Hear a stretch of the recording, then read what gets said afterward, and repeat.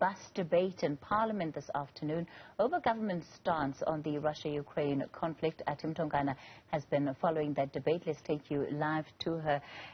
Athi, this conversation, of course, has been polarizing in South Africa's Parliament, as it has been elsewhere in the world. The diversity of views and the difference of views is perhaps what stands out the most.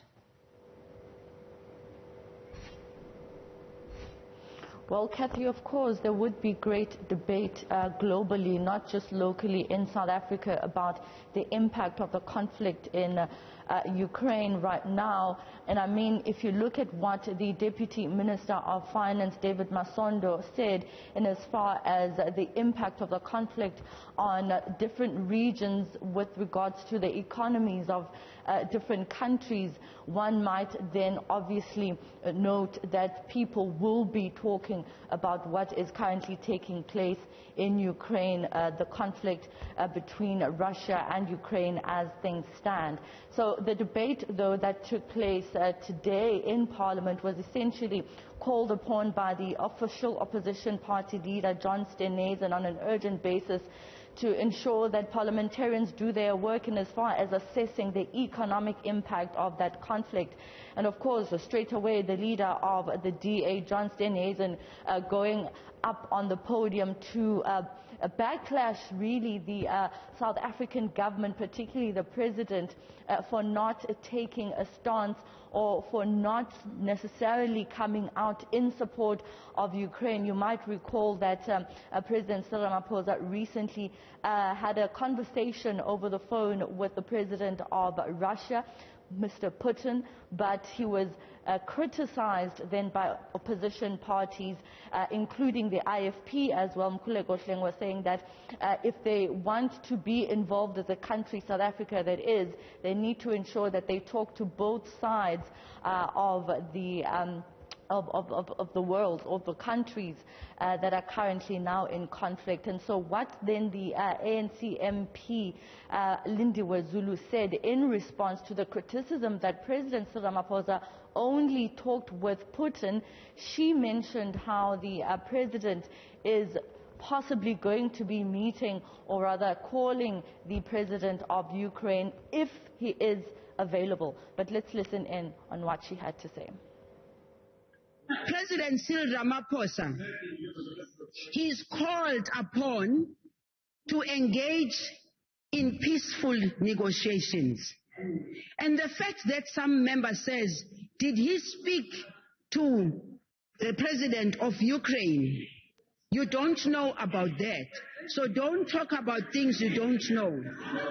President Cyril Ramaphosa will speak to the president of Ukraine when the president avails himself to speak. Because this country called South Africa understood from the very beginning that negotiations is about two sides that are in a war or in a conflict. And in this particular case, I can assure you, honorable members, that President Cyril Ramaphosa will speak to both sides to make sure that both sides are brought to the table. Athi, when we look at the responses out of Pretoria, the country's diplomats have insisted that the middle line, the line of neutrality, is the correct position for South Africa. After hearing that debate this afternoon, did you get a sense of whether parliamentarians or Parliament agrees with that position, taking into account what everybody in today's session had to say? Not necessarily, Kathy, and that is the reason why then the leader of the Democratic Alliance, as the official opposition party in the country, called upon this urgent debate to begin with, because most of the ANC MPs are of the view that peace needs to prevail in as far as getting both sides on the table to have negotiations to avert the current brewing war in the Middle East. But now the thing is, the official opposition party was at pains at expressing how President Cyril Ramaphosa should be vocalizing support for Ukraine, given the fact that many women and children are being affected about what's happening in that side of the world, in the eastern side of Europe. And so what we really got today out of Parliament is a sense of some political party leaders saying that the country should be involved, only to call upon the two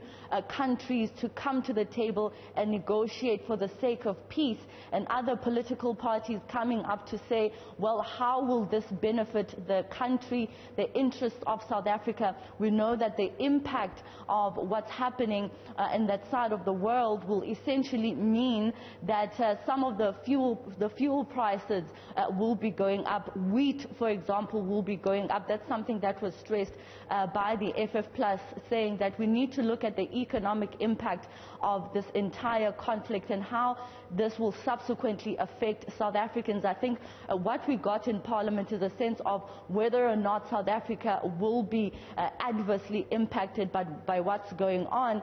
But more importantly, they were saying that this particular government should ensure that they stand on the side of peace and be vocal about condemning the force that is being used by Russia in Ukraine.